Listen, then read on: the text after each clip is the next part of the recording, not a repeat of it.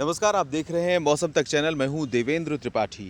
भारत में जब गर्मी इस समय बेतहाशा बढ़ रही है, तब एक चर्चा आमतौर पर होने लगती है, क्या ये ग्लोबल वार्मिंग है जो यूजुअली टेम्परेचर बढ़ा रही है, या फिर कोई एक्सेप्शनल वेदर कंडीशन है जिसके कारण पूरे भारत में गर्मी का प्रचंड रूप समय से पहले देखने को मिल रहा है। तो वैसे तो आम तौर पर हम सभी ये जानते हैं कि मॉनसून का अगर सामान्य से बहुत अच्छा प्रदर्शन होता है या मॉनसून सामान्य से बहुत ज़्यादा वीक होता है, तो निश्चित रूप से ये सामान्य वेदर कंडीशन नहीं होती। इसके लिए कहीं न कहीं एक्सेप्शनल वेदर कंडीशन या कोई ऐसा वेदर फिनोमेना होता है जो इम्पैक्ट डालता है। इसमें ला नीना और एल नीनो की बात हम करते हैं। साथ ही आईओडी और एमजेओ का भी ज़िक्र अब आने लगा है। और इसके साथ-साथ इम्पॉर्टेंट ये है कि क्या सर्दियाँ जिस तरह से बढ़ीं, ऐसा माना जा रहा था कि 2022 की सर्दियाँ, 21 और 22 की जो सर्दियाँ हैं, वो बहुत ज़्यादा होंगी। उसकी वजह ला नीना का बहुत प्रोमिनेंट होना है।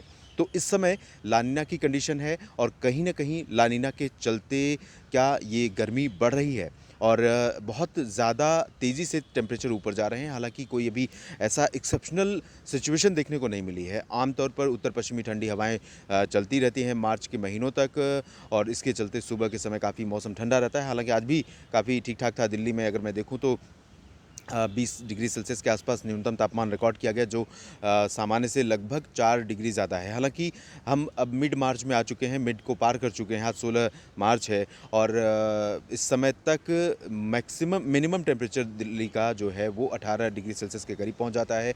मैक्सिमम टेम्परेचर लगभग 32 डिग्री के करीब पहुँच जाता है, लेकिन पूरे महीने का जो औसत है वो 30 डिग्री है मैक्सिमम और लगभग 16 डिग्री है मिनिमम। तो इस समय अधिकतम तापमान 34-35 डिग्री सेल्सियस पहुँचने लगा है, मिनिमम भी सामान्य से ज़्यादा पहुँचने लगा है। और इसके अलावा ये तो बहुत ज़्यादा अंतर नहीं है, इसके अलावा उत्तर प्रदेश के तमाम शहरों में अधिकतम तापमान बढ़े हैं। मध्य प्रदेश के कई शहरों में प्रचंड गर्मी का प्रकोप देखने को मिल रहा है। इसके अलावा जो सबसे भयावह तस्वीरें हैं या भयावह सिचुएशन है वो है राजस्थान, गुजरात और महाराष्ट्र की, जहाँ पर कोंकण गोवा का रीजन पूरा का पूरा इस समय भीषण गर्मी से तप रहा है।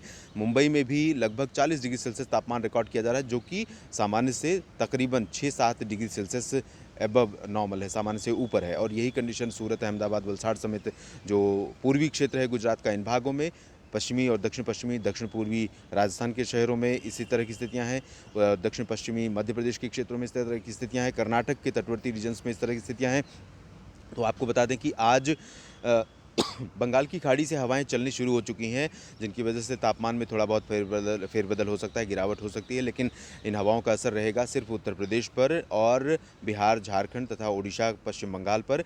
और इसकी वजह यह है कि झारखंड और एडजॉइनिंग छत्तीसगढ़, ओडिशा के ऊपर एक सर्कुलेशन सा डिस्टर्बेंस दिखाई दे रहा है, जिसकी वजह से बंगाल की खाड़ी से हवाएं आने लगी हैं और पश्चिम से आने वाली शुष्क और साफ हवाओं को, ड्राई विंड्स को रिप्लेस कर रही हैं। और ये हवाएं उत्तर प्रदेश होते हुए उत्तराखंड और हरियाणा के उत्तरी इलाकों तक पहुंचनी शुरू हो रही हैं। तो जब मॉइस्चर वाली हवाएं पहुंचेंगी तो तापमान थोड़े से दिन के नीचे आ सकते हैं, बैरियर हो सकता है धूप और ज़मीन के बीच में, तो उस बैरियर के चलते तापमान में थोड़ी बहुत गिरावट हो सकती है। और कल ये हवाएं पूरे देश में डिस्टर्बेंस ला सकती हैं। थोड़ा बहुत टेम्परेचर में कुछ फेरबदल हो सकता है, लेकिन फेरबदल होने के साथ उमस भी महसूस होने लगेगी। तो ओवरऑल अगर हम देखें तो मौसम होली तक पूरे भारत में काफ़ी परेशान करने वाला रहेगा। उत्तर भारत के पहाड़ों से लेकर उत्तर भारत के प्लेन्स में, और साथ ही साथ पंजाब, हरियाणा, दिल्ली समेत राजस्थान, उत्तर प्रदेश, मध्य प्रदेश, गुजरात, महाराष्ट्र, उड़ीसा, छत्तीसगढ़, दक्षिण भारत में चलेंगे, तेलंगाना और कर्नाटक में भी कई जगहों पर भीषण गर्मी रहेगी। उत्तरी तटीय आंध्र प्रदेश में स्थितियाँ रहेंगी। पूर्वी भारत के क्षेत्रों में भी बहुत